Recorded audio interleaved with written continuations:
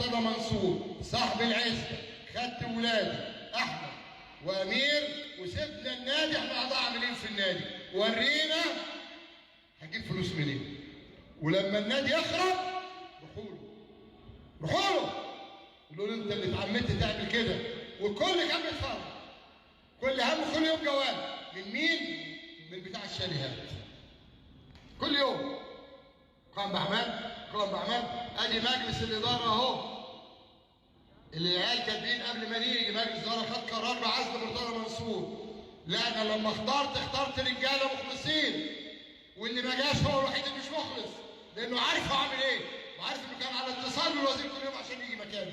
لكن الكل كلهم رجاله بلا استثناء. لواء علاء، احمد داعس، احمد مرتضى، خالد، كابتن جمال، لواء علاء، مريم، مستشار محمود، بسام، حتى البنات ارجل منكم عشان مخلصين لناديهم ورئيس النادي، وعارفين ان لما مرتضى منصور يمشي، مش عايز اقول انا بقى لا، بقول لكم النهارده مرسى مطروح بتاع الاتوبيسات قال مش هروح مش هنقل، باظت مرسى مطروح. الراجل بتاع التغذيه انا اخد فلوسي مقدم. عرفتوا بقى النصيحه، عرفت بقى ان نادي بيتدمر. ها